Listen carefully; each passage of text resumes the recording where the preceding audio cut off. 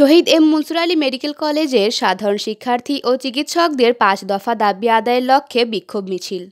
গত ১১ মার্চ বেলা ১১টার দিকে সিরাজগঞ্জের শহীদ এম মনসুর আলী মেডিকেল কলেজের সাধারণ শিক্ষার্থী ও চিকিৎসকরা তাদের ৫ দফা দাবি আদায়ের লক্ষ্যে এবং সম্প্রতি ম্যাটস ও ডিএমএফ ইস্যুতে স্বাস্থ্য মন্ত্রণালয়ের গৃহীত হঠকারী সিদ্ধান্তের বিরুদ্ধে বিক্ষোভ মিছিল করেছে।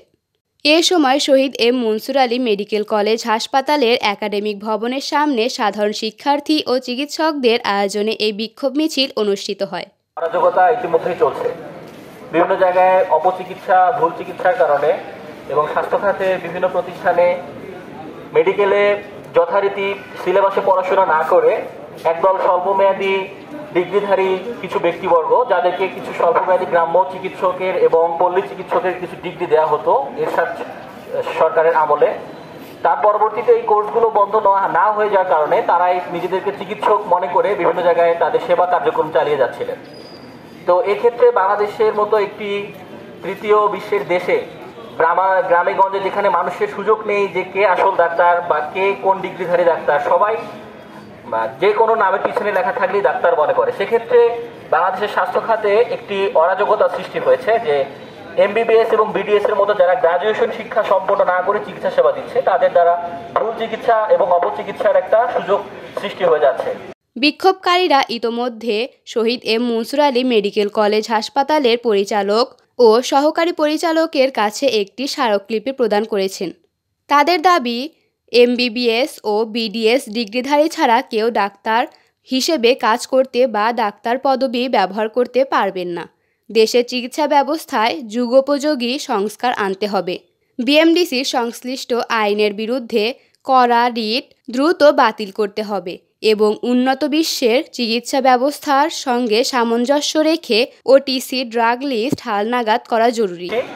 এটাতে তাদের বরং অনুতাপের বদলে তারা হাইকোর্টে একটি রিট আবেদন করে, যাতে তারা উল্লেখ করে যে আমাদের এমবিবিএস এবং বিডিএস ডিগ্রিধারীদের পাশাপাশি যারা আমরা বিভিন্ন কোর্স করে পল্লী চিকিৎসা সেবায় নিয়োজিত থাকার প্রতিজ্ঞা করেছিলাম, তারা পরবর্তীতে নিজেদেরকে চিকিৎসক দাবির একটা রিট হাইকোর্টে করেছে। এটা আমাদের 5 বছর যারা আমরা এখানে এমবিবিএস অধ্যয়ন করি অত্যন্ত কঠিন সিলেবাসে, তাদের এই ডাক্তার স্বীকৃতির সাথে এটা একটা সম্পূর্ণরূপে পরিপন্থী কাজ এবং এটা বাংলাদেশের স্বাস্থ্য খাতের জন্য একটা অশনি সংকেত।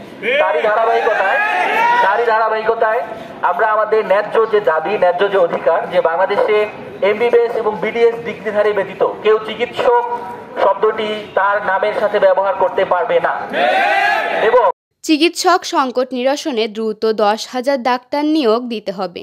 একই সঙ্গে স্বাস্থ্য কমিশন গঠন করে পূর্বের মতো 7ম গ্রেডে চিকিৎসকদের নিয়োগ নিশ্চিত করতে হবে।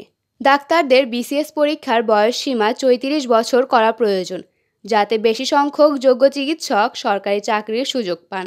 এছাড়া দেশের স্বাস্থ্যসেবার মান উন্নয়নে সকল মেডিকেল অ্যাসিস্ট্যান্ট ট্রেনিং স্কুল ও মানহীন সরকারি বেসরকারি মেডিকেল কলেজ বন্ধ করতে হবে।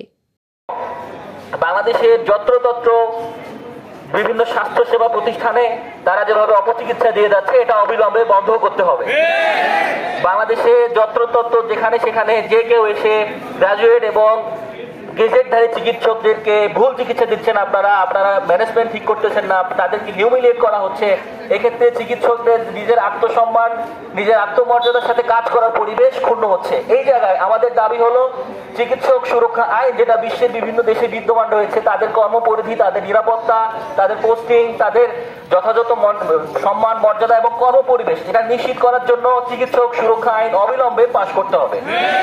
এবং সর্বোপরি চিকিৎসকদের নিরাপত্তা নিশ্চিতে দ্রুত চিকিৎসক সুরক্ষা আইন বাস্তবায়নের দাবিও জানিয়েছেন তারা। স্টাফ রিপোর্টার মোহাম্মদ সজীব হোসেন, দৈনিক জয়সাগর।